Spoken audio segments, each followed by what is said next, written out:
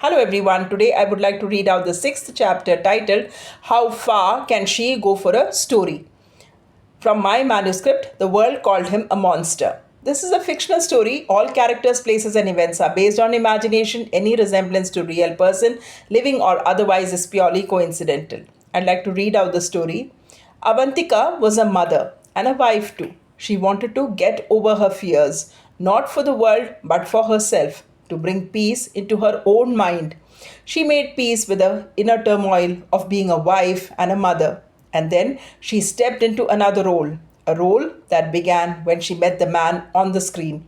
Not for his power, not for his money, but for her inner peace. If the world changed, she believed she would have less to fear about losing what she loved. She had lost enough. Now she wanted to win. She imagined a world free of pollution, free of corruption, free of fear and hatred, and she believed she could stand equal to the man on the screen to reach that world.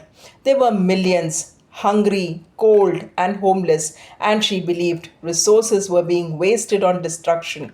A voice from her childhood echoed her brother's voice. Go fight the evil if you can. Step into their world, and you will see none of your actions will work in your favor.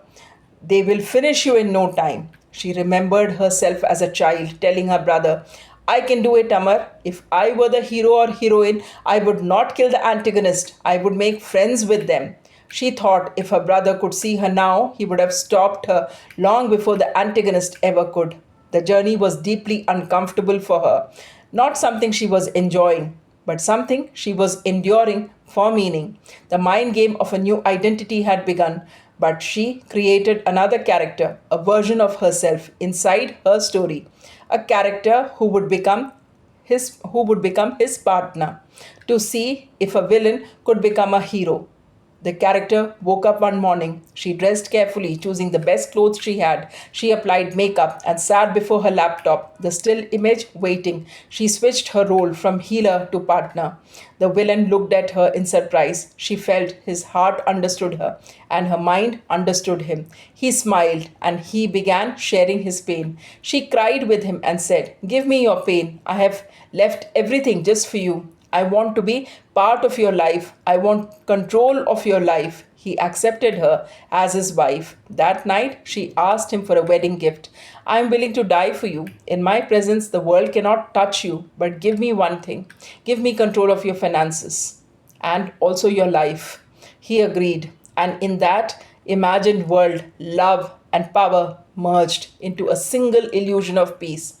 They moved into a small home, morning filled with affection, meals together, learning together, living together. One day he said softly, You won my heart in your imagination. You're no longer afraid of me, but can you face me in real life, off screen? She looked at him and replied firmly, Yes, I'm not afraid anymore. You're no longer an antagonist. You're the hero of the story, a hero who confronts the world and its guilt. Avantika slowly stepped out of the world of imagination. This time, she had overcome the fear of the evil forces. Now she planned to enter the real world. She had trained her mind as intensely as the evil force once had. They now stood equal. What happens next is for the chapters ahead to tell. That's all for the day. Do let me know your thoughts about the story by writing in the comments section. Thanks for watching and thanks for your time.